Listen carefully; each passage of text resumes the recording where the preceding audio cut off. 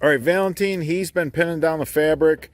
Reason why you want to pin down your fabric, when you go to pour your stone in, if you don't have it staked, and what we do is we use the sod staples, because after the French drain system is full of the stone, you can just go ahead and pull those staples out that you used as a stake and go ahead and pin your French drain system shut. So this here is have a guy take the time to do this. It's very important.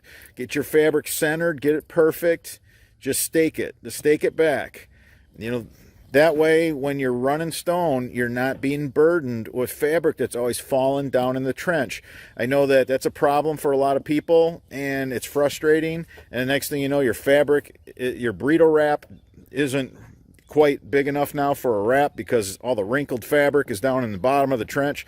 So, you know, you can see Valentine, he's just spearing those staples in the fabric on each side of the trench.